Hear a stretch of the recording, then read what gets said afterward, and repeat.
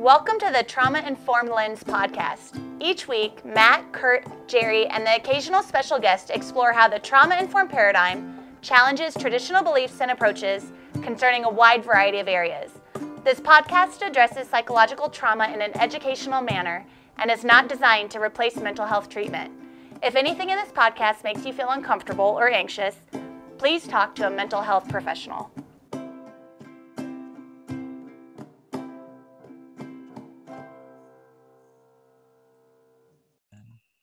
Welcome, friends, to episode 79 of the Trauma Informed Lens podcast. I'm Matt. I'm back here with Curt, and we got Jerry back on the show after a 2-week absence. So, Jerry, happy birthday to you, my friend. We had this huge celebration with clowns and bouncy castles all for you, and you didn't show up for your birthday I'm actually podcast. scared of clowns, so I think clowns are kind of scary.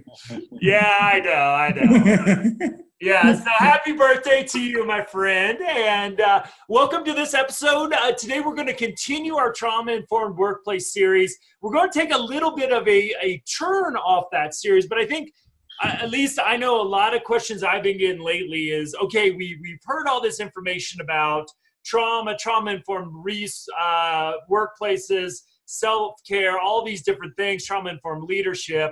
But how, if we want to integrate these into our workplaces, what does that change process look like? And I think that's a really kind of complex topic to take on. But we'll talk today in episode 79 about how do we kind of set that up for success, thinking about a change process a little bit more generally, and then maybe getting some of the specifics next week for episode 80. So we got a fun topic today. As always, we start out with our bright, shiny objects of the week. And Curt, let me start with you this week.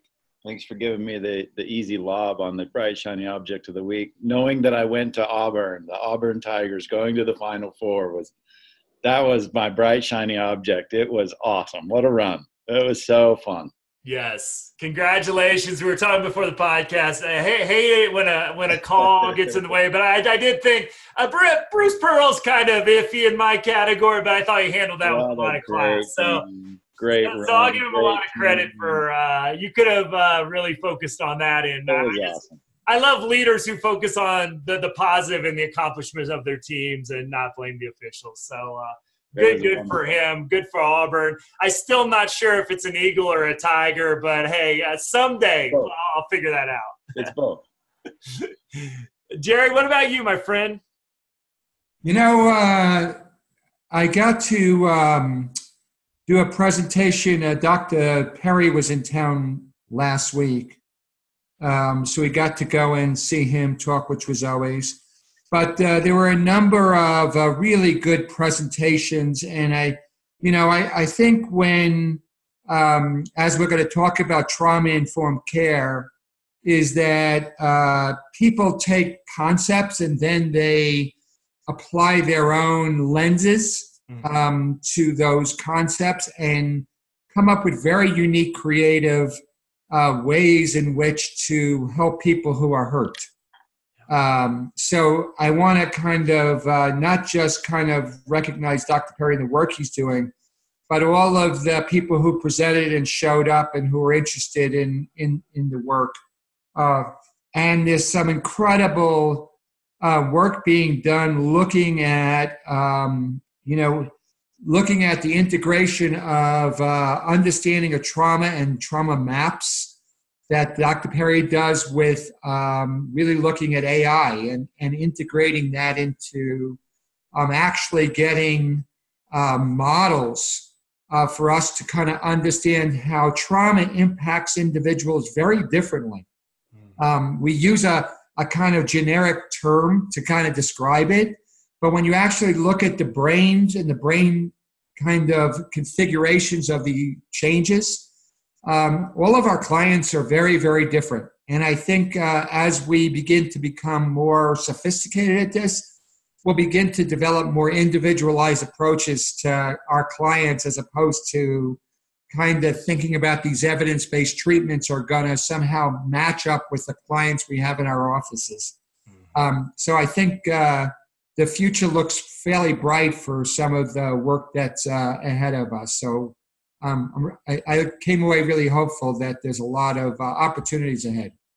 Very cool. Very exciting too. I love AIs get into this mix as well. Boy, we get MI heart rate variability. We could, boy, the nerd never stops. So I got sort of two related ones. One, I just want to shout out. I know we got a lot of new listeners from Cincinnati this week who signed up to be on our email list. So I was at Cincinnati Health Networks, and they brought in a really great collaborative of service providers from the Cincinnati area. And it was kind of fun for me because I grew up at least 3 years of my life, kindergarten through second grade, about 30 miles west of Cincinnati. So it was kind of a fun homecoming for me. I remembered going to Reds games in downtown, but haven't been back to the city in decades. So it was really fun to kind of go home in some ways, at least to the big city that we would go to get the heck out of Brookville, Indiana. But the other ones, I want to give a shout out to Denise. And Denise, I'm probably going to murder your last name, but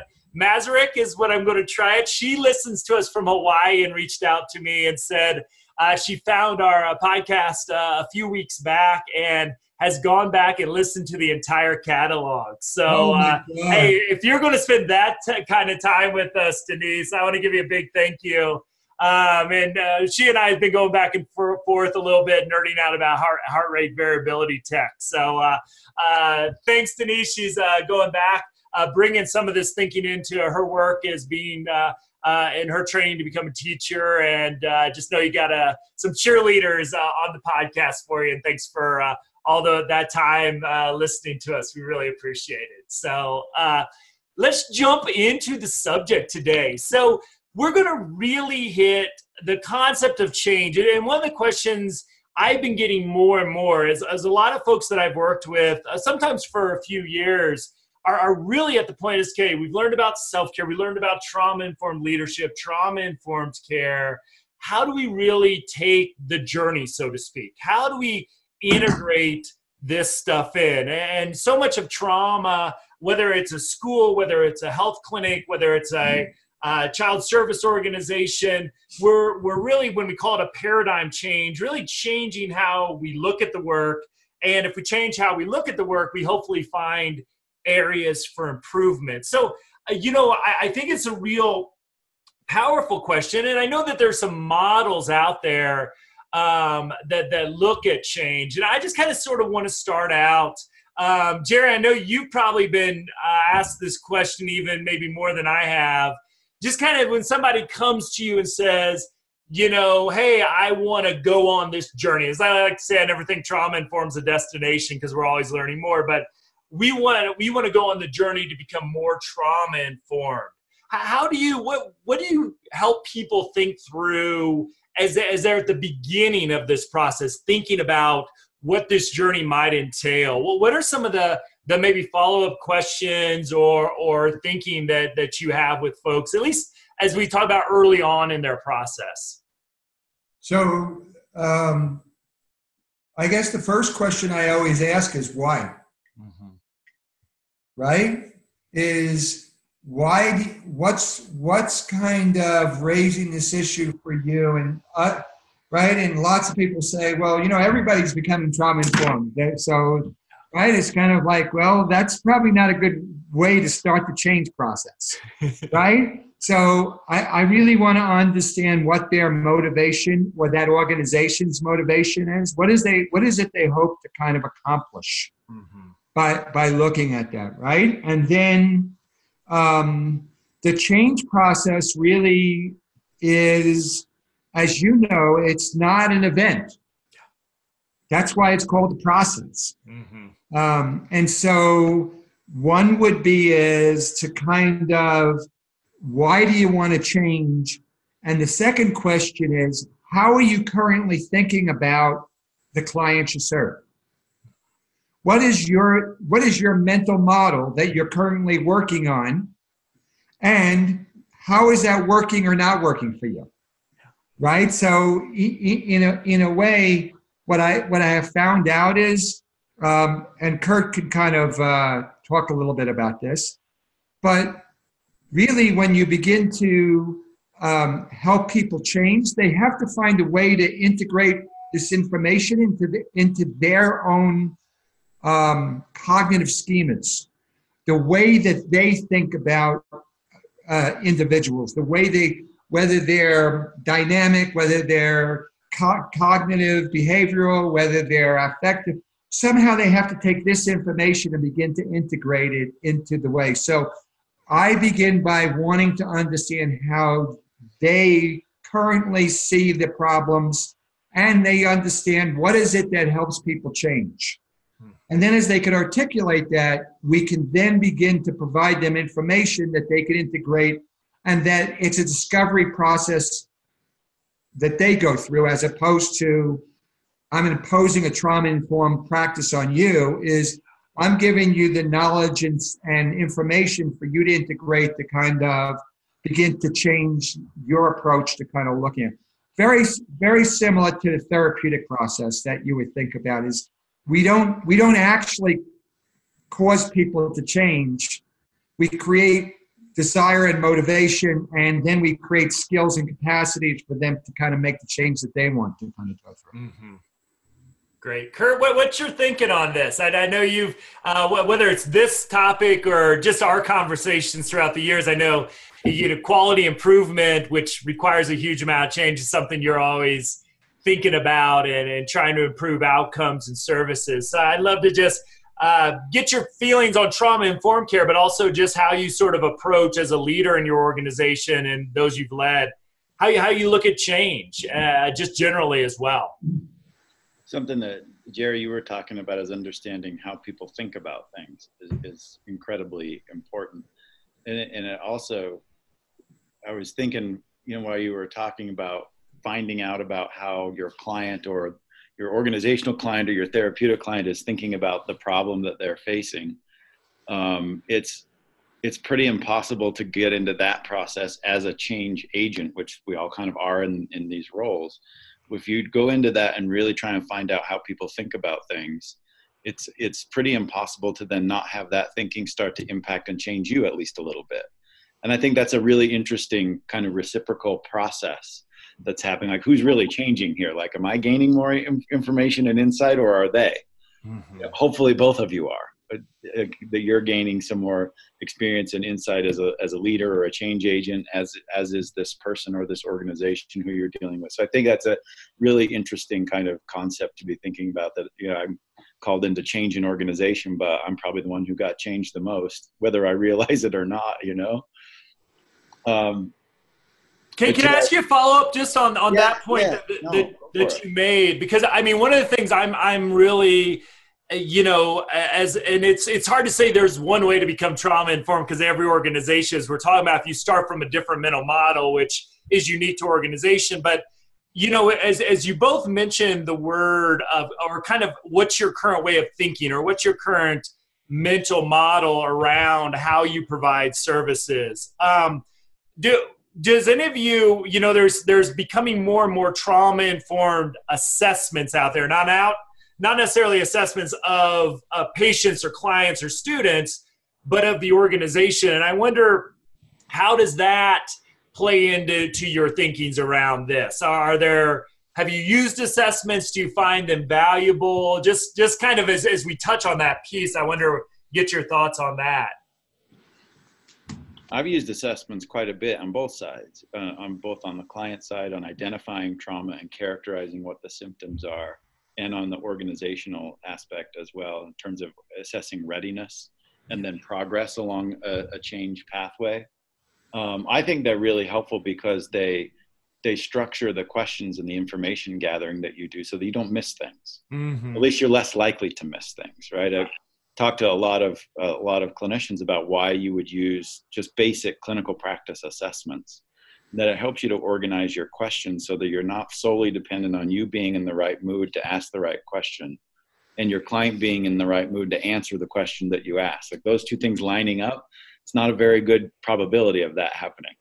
But if you're consistent about the questions that you ask, at least you got that much. At least you're controlling that much of the process, and you're gathering information in a systematic way that leads you to, you're less likely to miss things. So I think they're really important for that.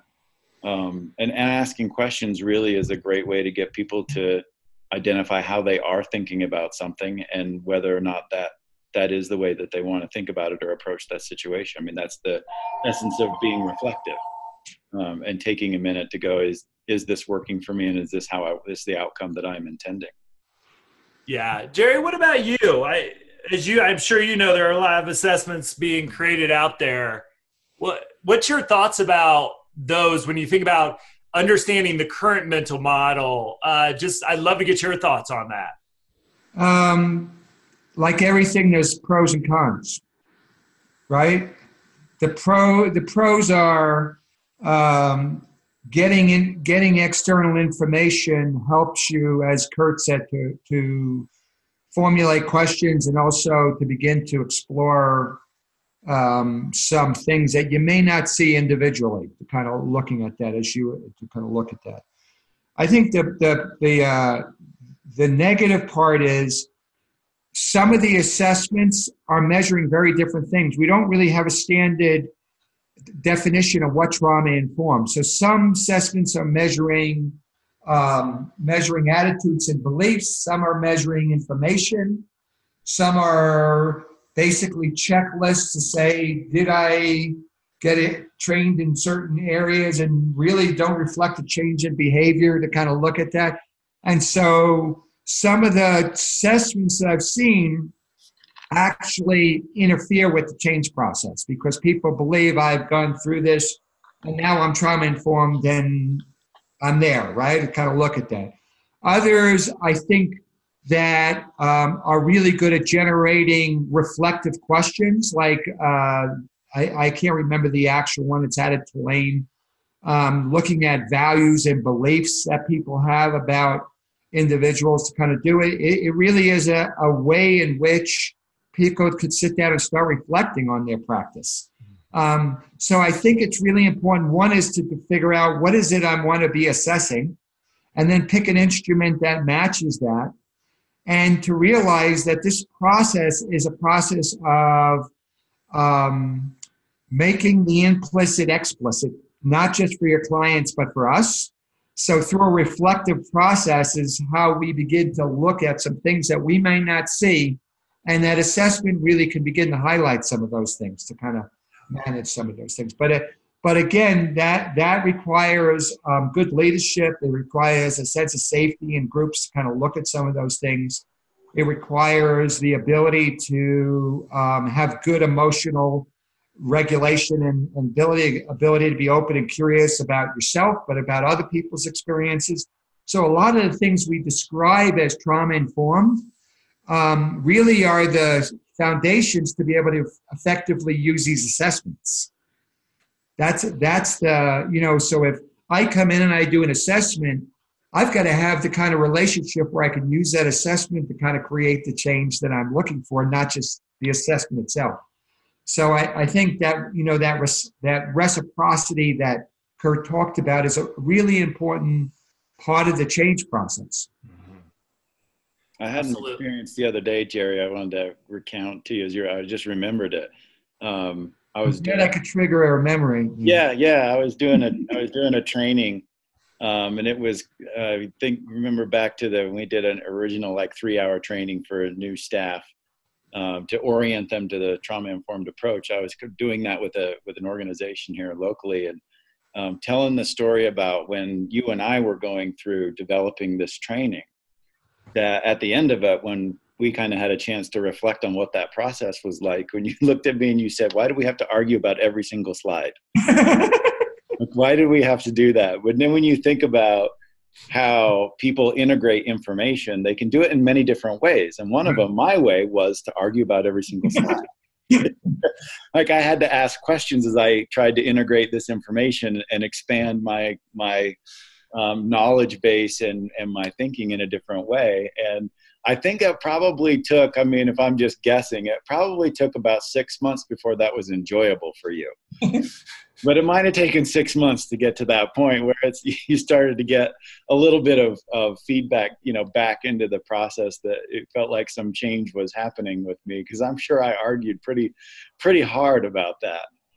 Uh, Well, Jerry's famous for the question really is. So I would just love to put a fly on that wall to watch you two go back and forth. I learned early on if I ever co-present with Jerry, give him a section and just let it go. And just walk away. Give him a section and let it go. You'll get a lot more done a lot quicker. Give him a section and let it go. Because all it is like pictures and beautiful, and then I don't know what this is, but when he does it in person, it turns out to be absolutely beautiful. So that's what I learned pretty early on. So I've remembered that experience. That was years ago, and I still use the memory of that experience when I'm doing training and consulting. A lot of what you're doing with me, Jerry, now I do that with others. And when they ask me really hard questions, I think to myself, oh, they're trying to integrate the information that I have, rather than they're trying to disagree with me. And that's a total change in how you're approaching it. And just viewing it that way is a really different way of then interacting with that person who's trying to integrate the information that you're giving them, but doing it in a way that is challenging.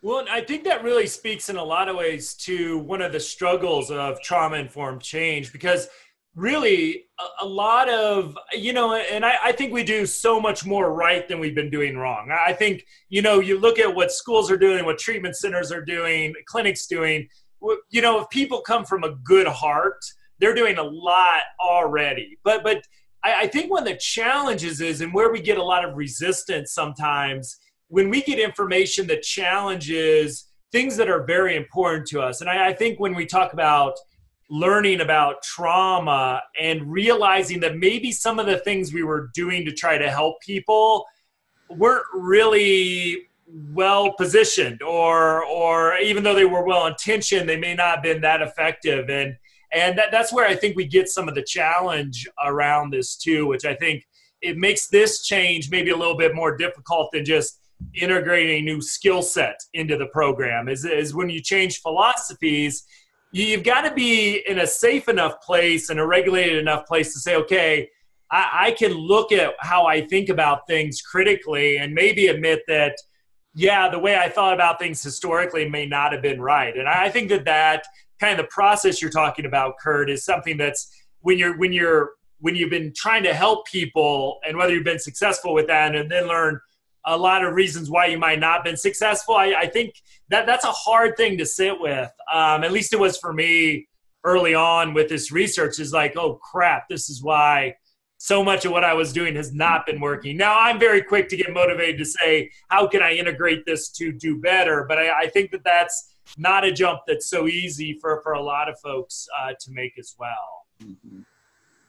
I want to share something, and I'm going to try to do this. I'm going to share this. If you're on the video, you'll see this pop up. But do you guys see the matrix on your screen? Yeah, I can see it. All right. And if you're, you can also go to traumainformedlens.org. I'll have this up too, and I'll try to walk people through it. And this is called the Model for Managing Complex Change, and it comes from a guy named Notster. I don't know how to do a K in sound whatsoever, so I'll just say that. But you can find this on the internet as well. But basically, this is a very simple way to look at complex change. And I struggle with it because it's so simplified for incredibly complex processes. But I think it's an interesting thing to help structure this conversation. So basically, he identifies 5 key components of complex change. And those are vision, skills, incentives, resources, and action plans. And he says if all of those are in place, that usually leads a change process to success. Again, I think it's a lot more complex than this, but hey, models are a great way to simplify things so we can have a conversation about them. He says if we just have vision, skills, incentives, and resources, but the action plans are missing, that it really leads to false starts.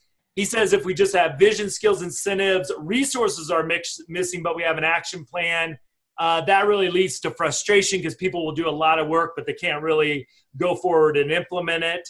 If incentives are not there, then we feel that resistance coming in is if we don't know why we're working towards something or it's not important to us, why would we make this change and do the hard work? If the skill set is missing, there's just anxiety and motivational interviewing. We call this cognitive dissonance, is that I know we should be doing something different and yet we're not doing it because we don't have the skills to accomplish it. Or we may, as a collective organization, not possess those there. And then if we don't have a vision of where we're going, but just the skills, incentives, resources, and action plan, that just leads to confusion because nobody knows what they're really supposed to be working on. So, as somebody who's thought a lot about organizational change throughout the years and studied it, again, this seems incredibly simplistic, but I think if people are thinking about starting a trauma-informed journey, the thing I like about this, and my big change that I would make is skills/knowledge, because I think that's so important with the trauma-informed care. It's the informed and trauma-informed in a lot of ways. But I think, I wonder when you guys look at this model, I just kind of, what kind of lessons might you pull or you think our listeners might pull if they're thinking about maybe starting their own journey? So say that again. I just kind of wonder if you look at this in the terms of maybe people using this to kind of think about structuring their own trauma-informed journey. Where could this be a valuable resource of a potential way to at least help organize and think about structuring a change? Curt, you want to give it a shot? Yeah, you bet. I think, changing things is as they say, if nothing changes, then nothing changes. So that you have to do something. Like Yogi Berra. And who was it? I think it was a guy named, I think his name was John Gall, who said, you can't change everything, but you can't change just one thing either. I think this is nice of thinking through what are the components that you need to be thinking about, and then at least putting some action into each one of these different components and trying to at least get aligned in that way. I also think that I really like the part of lining it up with some kind of experience, like that purple column I really like. And it guides you through, like, if we as a group, I'm thinking of many, many management meetings where you're like, oh, we're in the false start stage, right? We did all these things and then we haven't gotten it yet. And rather than just becoming frustrated with that or giving up or becoming retaliatory about that, it gives you something to go, what did we miss? What did we go back and at least manage it in a way that's more productive? So I love that last column there a lot. And that those things are not necessarily due to some personal characteristic of the people who are being changed or the personal characteristics of people who are the change agents, but it's back to a structural activity thing. And I think that's helpful about a diagram like this. Yeah, and I like how it distinguishes too. I think oftentimes vision and action plan, I think, gets mixed together. But really, I think it kind of answers why are we doing this and where do we want to go? Again, kind of pushing that out there is what would we look like if we took, good steps towards being trauma informed, and then kind of breaking that down into the action thing. I think the skills as well, what kind of training do we need? And really kind of thinking about that. I think the one thing a lot of people miss in the helping professions is that resource piece of the equation too, is, what's this going to take? Jerry and I had a lot of conversations at one point is we were looking at bringing in a lot of best practices, but the money it would take to get trained in these, and then the supervisory capacity is, was really hard to do. So being realistic about, okay, what resources do we have? What can we accomplish? Maybe just in year one or year two while we look for grants or additional fundings as well. And then, what incentivizes people to stay motivated on this? I think if a leader asks those 5 questions at the beginning of the journey, at least it starts to help structure things maybe in a more meaningful way. My first thought about this is I really like the colors. So that was my first thought. It's like, okay, so it's engaging. My second thought is it's very simple. Yeah. But it's not so simple in a trauma organized system.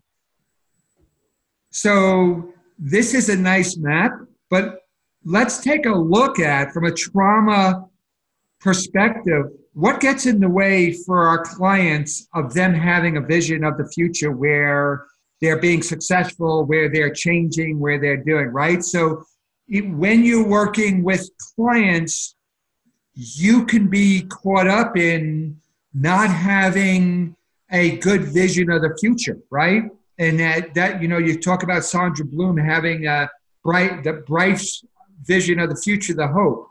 So having a vision is a really important thing, but it's a really challenge when you're dealing with trauma. You're bearing witness to some incredible pain and despair and hurt. So vision becomes. I think this issue of skills is that we know that lots of our clients missed out on important developmental experiences, and that their core beliefs about themselves and the world are very, I'm powerless, I'm helpless, I'm vulnerable, I'm not enough. Lots of things that could go on that could got to get replayed in your organization. That as you begin to kind of create change, to kind of looking at that. This issue of incentives, Curt could probably talk about this, but lots of things about trauma is about moving too quickly to do things or avoiding things, and that there's a phobia of change, of novelty, of to do it. And so you're combating this kind of anxiety about, are we capable of change? Can we make it? What are we going to lose if we're going to change? Lots of dynamics go on in the organization. Resources, we're talking about, the lack of internal resources and the inability to access external resources. They may be there, but can I make good use of them? Can I make use of the relationships that are there? Can I internalize you when I need it to co-regulate? Right? To kind of looking at some of these things. And then action, trauma is all about swatted action. Is that incomplete action? I was too small to run away. I was too weak to fight. I was too scared to cry. And so action. So when you look at each of these things individually and then you put it on top of a trauma, the leadership really has to, in some ways, help create a healthy organization that you could do these things. And I think that's why it's good that it's so simple, but in a trauma organized system, it's a real challenge. Yeah. And I think that's the skill set of a good trauma informed leader, to kind of help their teams kind of develop this capacity to have that vision, develop the skills to be able to look at data and to kind of look at what are the skills we need to make the change that we wanted to do, to really get some value, see the value of the change, and also what it's going to mean for incentives for the organization, but for us as a team, for us. So you're really helping people along these steps to kind of move towards health and growth and change, as opposed to being stuck and reenacting, to kind of looking at that. So when I look at that and you say it's really simple, I think, yeah, it really is. But when I know leading teams that are dealing with especially really complex needs, to kind of look at that, these types of things are really difficult to pull off. I think maybe it's one of maybe Sandra Bloom's major points, right? Is that if you take that model and as you're going through any one of that change process and experiencing any one of those purple symptoms kind of in the column, right? That as you're building that change towards that top row of success, having all of those components in place, and that's how we're defining success. It's not really an endpoint. right? You're going through it all the time. And in our organizations that are being constantly pressured towards becoming hyper aroused as organizations and trauma organized organizations, while we're building all those things, the work itself is deconstructing all of those things. It's putting forces on every single one of those components to start to like undo the work that we just did. And so it's not like we get to some point where they're all in place at any given point in time. There's always something missing there. There's always some aspect of that purple column that we're dealing with or experiencing. And so being able to be skillful enough and patient enough to deal with each one of those levels of, I guess, in a sense, it's like failure of change. Right? That's just kind of the constant process of it as we go in kind of fits and starts, and over time it starts to move in a certain direction, but it's not like we get to any kind of point where it's like, okay, got all the components, everything's in line, and we're successful. Like we're going back and redoing whichever ones were getting deconstructed by the pressures on the organizations that right. And you talk about, kind of sanctuary model, kind of looking at is, are we not getting through these things because they're complex, or is it an issue of safety, physical safety, emotional safety, moral safety? Or is it an issue of how are we managing our affect about change? So emotional intelligence, as we talked about in another episode, and kind of looking at that. Or is it about loss, right? What are the loss issues as we move towards this change? And finally, do we have a clear vision of the future, what we're going to gain? So that self model that she talks about kind of helps us to kind of move through this real simple model, right? And I think that the model is the map, right? And so it's always good to have a map because you'll be lost, but it doesn't represent the actual territory you're going to go. It's just a representation of the territory we're going to be going. And thinking about different kinds of organizational changes that have to happen. A change towards trauma-informed or a change in philosophy is very different than a change in electronic health record. Yeah.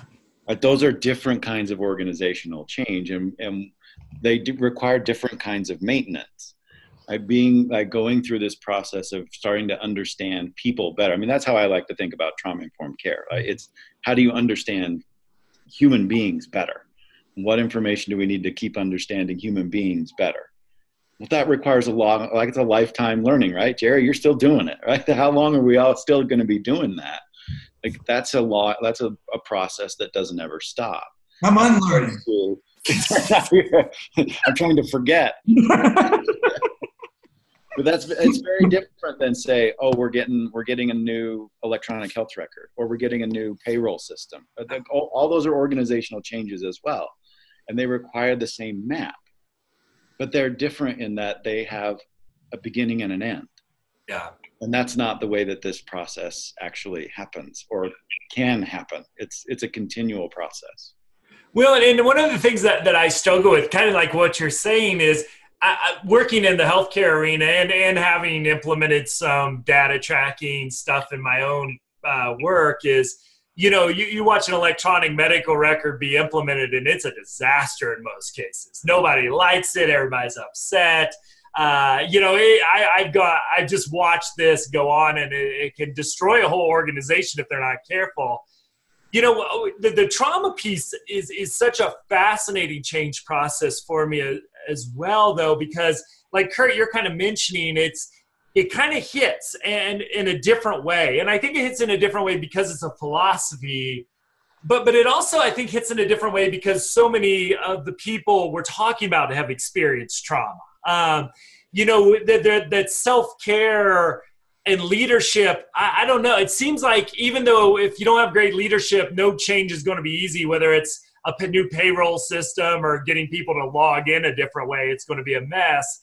But it just seems like it hits those levels that I really wonder if, the starting point for most people who want to become trauma informed, so to speak, I kind of want to know, what's the health of your staff? What's the health of your organization, which isn't necessarily what a lot of people are asking me to measure and work with. But it's like, boy, you've got to like, trauma-informed encompasses so much that it's that not just a skill we may be trying to do a little different or a process we're doing different, but it's also sort of putting that psychological mirror in some ways up to our organizational culture and say, how do we treat each other? And I think that, to me, makes a true trauma-informed journey that much more difficult. That, yeah, a model like this, again, any way we can organize thinking, I think is a great thing. But it's like, yeah, there's a lot of change processes out there that happen where we don't have to ask, okay, do we treat each other in a humane way? Now, we should be asking that question on a regular basis, but I think that's where this is a trickier thing is, do we feel supported by our leadership? You know, again, not a question often asked in a lot of skill-based or process-based change things, but again, should be. So I'd love to get your thoughts on that as well. So I want to kind of highlight when you say is I go in to look at the health of the organization. I want to make sure I understand what you're really saying, because in a way, trauma-informed is not about health or unhealth. It's about, am I adapting to a level of stress that really my current behavior is in some ways a reaction to what's going on in the environment and what's going on, and which is matching internal and external resources, right? To kind of look at, as opposed to healthy and unhealthy. So the question really I begin to think about is, what is the level of stress and what is the relational safety, both for the individual staff and for the teams and the organization to kind of look at, right? Because in a way, healthcare organizations are under incredible threat of survival, resources to do. And I think it's really important to kind of understand some of the problems that they're having as a reaction to the stress that they're under. And how can we build better collaborative, supportive, relational, because we know relationships are the best buffers to stress. Mm-hmm. So the question is, rather than thinking about change, is what is it we need to do to, in some ways, get ourselves in a place where we can actually tolerate the stress of change? Because all change generates increased stress, mm-hmm. right? So if I'm already stressed and maxed out totally, and now you're asking me to change, you're really, in some ways, opening it up for a disaster. Right. So the question that you should be asking is, how safe are people feeling in your organization? Right? How resourced are people feeling in your organization? How connected are they to the vision that we're trying to kind of do? You talked about having this vision. Are people really on a day-to-day basis really connected to that vision? So it may be we've got to go all the way back and revisit their vision and kind of help people feel connected to kind of.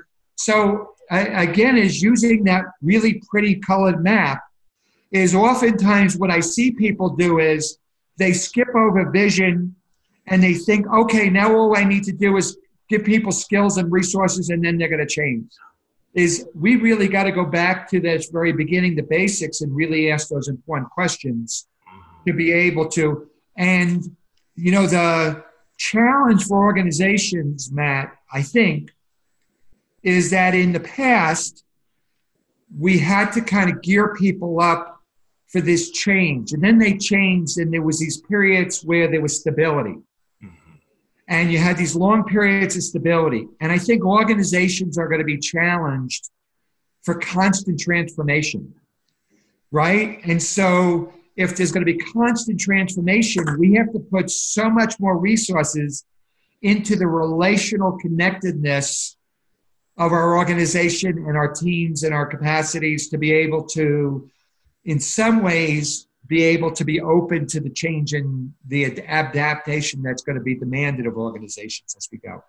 So I think that when we, as Curt said, it really is about understanding human beings. When human beings feel seen, they feel understood, they feel valued, they feel connected, they're way more open to explore, to change, to do it. When they feel unsafe, they're going to get kind of circle the wagons and say, we're holding on to everything we have because we're scared. Mm-hmm. So I really think that having that map is a really good indication of, do I need to go back to vision? Do I need to go back to safety? Do I need to go back to connectedness? And before we kind of proceed on this change process. And if I was a leader in an organization today, I would be doing it ongoing in every meeting. How are we doing with our mission? How do you feel, right? It's like, because this is going to be an ongoing process of transformation. Yeah, I mean, the constant, even just from a training standpoint, like how often do you need to do something so that you give people the skills and the resources they need to train, let alone a vision? I mean, simple arithmetic in behavioral health field, right? Their annual turnover rates are about 40%. You got to train all the time then, because 6 months later, they're gone, and you got to do it all over again. So even when you think you've trained your organization in what our vision is and what our understanding is and what our skills are and what our knowledge base is, you got to do it again, because it's all changed in that 1 year. It's an entirely new group of people. So that's kind of like, that's one of the things that is actively working to deconstruct the work that you've done and all of those components of that chart, is that we have to keep doing them over and over and over and over again. It's not like you do team building to get to a point where you have this wonderfully high functioning team and that's where it stays. As Jerry said, periods of stability, they don't come along very often and they don't last very long. Right. So having the ability to continue doing those things as a part of the ritual of the organization, I think, is one of the most powerful things that we can actually do. It sounds daunting, but when I've been able to do it and seen it happen, it's also one of the most powerful antidotes to everything that's deconstructing our organizational values and rituals. And being able to do that and focus in on it, it has really created teams and an organizational culture that people can really thrive in. Yeah, it's really critical. So that simple model is great, and I think it's a good guide to kind of look at that. But I think what we're learning about trauma,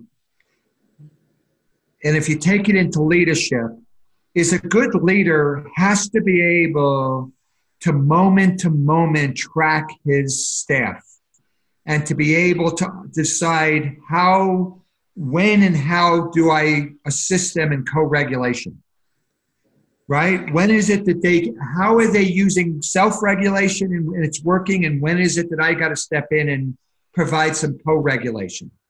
A good leader has to be engaging, and so they have to bring their best self to the work. Right? This is hard work. This is to doing it. So I'm committed to bringing my best self to be with my staff, to kind of looking at some of those things, to kind of manage that. And I have to be able, in bringing my best self, I have to be willing to make my own implicit beliefs explicit. So my biases, my reaction to situations that I'm kind of looking at, I've got to become more self-aware than I probably would have been in the past in these kind of organizational pieces. So self-aware and then aware, so looking to make what's implicit much more explicit in some of the things. I've got to welcome all parts of my staff. So the people who are fighting the change, I've got to give them voice because they represent a piece of everybody on my organization. Even though they're the ones talking, my staff, all of them, there's a piece of them that want to change and a piece of them that's scared of the change. So I've got to welcome all parts of this process, as opposed to I want to change, so I'm going to pay attention and devalue the piece. And so, the other things is I've got to encourage them to take risks and learn from mistakes and failure, as opposed to we've got to do it. And finally, by being successful with the change, it helps us with the next change, right? So we have a corrective experience. And so the parallel between change in an organization and change in the therapeutic process is so significant, right? All the things I did as a therapist, I have to bring them in to my therapy in order to help my client make the change. Well, leaders have to bring those into their organizations in order, and I think that is what trauma-informed really is about. Yes, it's about knowing about the neurobiology and knowing, but it's about being present in a moment-to-moment ability to, in some ways, be the kind of leader that your team needs in order to help them to move to the next level that you're trying to get to them, to kind of look at that. Yeah, it just, I mean, I think I really appreciate the fact that having gone through a master's in business administration program, we never heard that message. I mean, there was no like, here's how you hold space. Here is, we were kind of getting into psychological safety a little bit, but it was a big afterthought when you talk about balance statements. One was held up pretty high, the other psychological safety, sure. And I think the business research has been playing out more and more exactly what you're saying, Jerry, is that is true. But, I sit back in these conversations, I just appreciate what it takes for a leader who maybe has no training on psychology or social services or any of these skill sets, because I would imagine both of you, if you're like me, is sometimes as a trained mental health professional, I didn't feel like I necessarily had all the skills as a leader to keep everybody feeling psychologically safe and create a well-functioning, healthy organization because of all the external and internal pressures going on. And we haven't even touched on, I think a big kind of cofactor in all this is if everybody's burned out or experiencing vicarious or secondary trauma, yeah, that's a little bit of a reflection on the leadership and the culture, but you could have people that just aren't in a psychological place to consider change. And so, this is where when people just want to say, hey, Matt, we want to become trauma informed, I think people are looking for a 12-step thing. Like, give me the Bennett 12-step method to become trauma informed. If I could lie and make one up, I think I'd be a very wealthy man. But the thing is, as Jerry and Curt, as you're saying, it's like, well, we've got to ensure that there is a strong level of leadership to hold this change. Then I think there's a lot of strategies, like how do we engage people in change? We haven't even kind of talked on the business aspects of engagement around change and some of these other things. How do you create a team and manage a team through kind of that storming, norming kind of process that's been around for a while? And then if everybody's burned out anyway, none of that really matters because you need to focus on burnout. So, I mean, this is what I wanted to get out of this conversation is the complexity of this. I think it's important enough to consider it, but I also think that it's incredibly complex where it's, having a vision to become trauma informed is great. Doing a training is great. Incentives, awesome. We'll all feel good. We'll have a little resources to bring in a trainer, and then we'll have, but Matt's 12-step action program. But again, if we miss this underlying piece, we could set things up to push us back. And so many times I've heard, and people have called me up, said, we had a bad training experience and nobody in our organization wants to talk about trauma. And I'm like, boy, we got to go way back for those folks as well. So, boy, the complexity of this, I appreciate it. I hope our listeners do too. Curt, I want to get your thoughts. I always ask the behavioral question is, when you're trying to think about, Jerry threw out, I'm throwing out kind of the psychological safety, this, that, and the other. I think from your perspective of kind of getting people from point A to a point B-ish, kind of a vision, what would you add kind of from your thinking to how you set folks up that we may have not have talked about? Interesting. The same kind of question came up in a conversation at a dinner party the other day. Almost the same question. Talking about within an organization, actually, this was a person working in an organization, and they felt like they had a really good vision of what they wanted to do next. Like the vision statement was very clear. It was a powerful vision statement about caring for children differently. Like, I mean, it was great, right? And then they were saying, well, it's kind of like falling apart. Like it's not being actualized. And I don't understand kind of why. I mean, this is kind of what we're talking about. And maybe this is an oversimplification, but maybe it's not. You guys can give me your take on it. I think it can be kind of easy to come up with a vision statement. Like that's kind of easy. But operationalizing it is really difficult. And that comes down to ultimately behavior change. Right? If we're talking about the difference between being like, is it trauma knowledge that we want people to have, or do we want people to interact with people differently? Do we want them to take different steps in terms of their actual behavior and interacting with others? And I would argue that we want them to make some behavior change. And that's probably predominantly what we want, that we want knowledge to lead to behavior change. So from a behavioral standpoint, maybe that's just kind of one of the lucky things that I got, is being trained in this kind of approach of being very detail oriented and very just constantly thinking about, how am I going to operationalize that? How does that translate into some kind of measurable action that I can take? It helped me to operationalize things. And that was, I think, something that's just served me well a lot over the years, whether as being a clinician or a leader. Just the ability to operationalize a vision statement and go, what does this mean that we will do differently? How does this mean we will act differently? And that just kind of got drilled into my brain as a habit over and over and over again.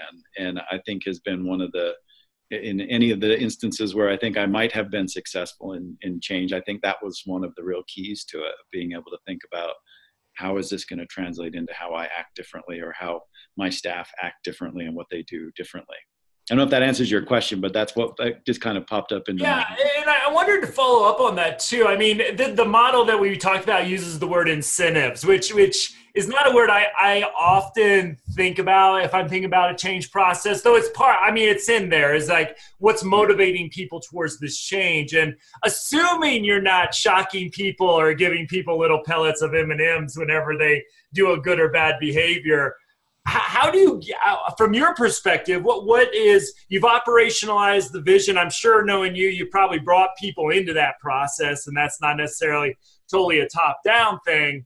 How do you look at, whether we use the word incentive or motivation, what are some things you get to build kind of that energy towards a successful change? Yeah. One way to think of an incentive as something different than monetary or like tangible, physical kind of things, right, is whether or not a job requires more or less effort. That is an incentive. That is something that provides motivation for us. We usually go towards less effort than more effort, right? So if it becomes easier, then I'll go that way. That's one of the principles that we know about behavior. I think too, another one is the idea of changes in physiological state can function in our internal worlds very much like things that are tangible or monetary or kind of token rewards. They have a similar effect on our brain. They activate the reward system. So a change in feeling unsafe to safe can function very much as an incentive. And I think that one of the more powerful ones in the work environment is feeling like you're equipped with the knowledge or the skill to be able to solve a problem. And that is, I think, one of the more powerful incentives that's out there, is when you can look at a complex problem like a child who has extensive trauma history and is engaging in really, really complex collection of symptoms. Having a way to understand that so that it's not so confusing is a very powerful incentive. And I think that can be one that's used really well. I think I'd love to get both of your thoughts on this, because I think from the cognitive behavioral perspective, the one thing I see happening as in trainings is that a lot of the neurobiology, the epigenetics, all the great science around trauma really, and I let people have their own experience. I don't, my hope is that you can compare what you're doing to the emerging sciences, we realize, whether it's education, medicine, even social services, that our traditional practices are based on outdated philosophies to some extent. And that creates, in the cognitive behavioral world, what we call cognitive dissonance, which is being uncomfortable with, the status quo, so to speak, or being uncomfortable because we're not realizing some future potential. So if we did things differently, we would help people more efficiently and effectively. So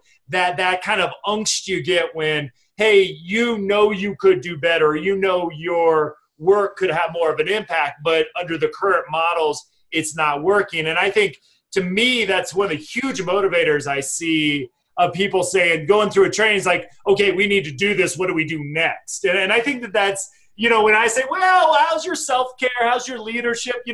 That to me, again, the motivation's there, and that's part of the training. But I think that's the tricky spot when you don't have a 12-step program necessarily. I should use 11 steps, not to confuse people, but an 11-step program to, okay, here's how you become trauma-informed in the next 6 months.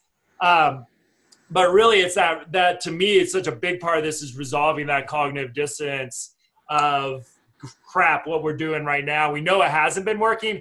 Now we know why it's not working. We have some light to what we could do better, but we're down here, and we know we need to be up here. How do we get there? And again, as a leader, I always use that, whether I'm doing, like Jerry said, it's a therapeutic kind of parallel processes. That's how we know people make behavioral change, at least in the cognitive behavioral way of thinking, and trying to get that with people to at least have that motivation to ask, okay, what do we need to do? And then hopefully sitting with them to kind of answer that question and with all the complexity we've talked about. So any final thoughts on that? Anything else? This has been a great discussion. Jerry, what's really the question? What's the question, Jerry? The question really is. You looked at all those incentives, and I really liked the list you gave, Curt, kind of thinking about that. But I think that we like stress, but we like stress that's moderate, and we like stress that we have some control over. Is when we feel like we're out of control of the stress that we're experiencing, and it's prolonged, and we don't know when it's going to end. It becomes toxic to us, individually and collectively. And I think what you're really talking about, whether it's the multicolored change process or it's the operationalizing the change, the vision to do it, is you're giving people a sense of control. And I think that's a very important thing in organizations that are dealing with people who have been so out of control of their experiences, helpless and powerless to try to do it, is how do we frame things in a way that gives people control of a change that we could do it. It's not that I say we don't have to change, we have to change, but by operationalizing it, by kind of creating some kind of relational, by giving them skills, by making them understand it's going to make it easier, whatever you're going to do, you're going to give them a sense of control. And I think that is a very important component of trauma-informed processes, to kind of looking at that piece. And so whatever you could do, there are times that things happen to us that we feel out of control. The state comes and tells us, or there's funding cuts that are doing it, is how do we get together and think about this change, and what piece of this are we in control of? What part of this that we can make some decisions to make some change to kind of do it so that we could be adaptive and change? If we feel like we're just, which is where I started, if you feel like you're becoming trauma-informed because somebody told you have to be trauma-informed, it's the exact opposite of where you need to go.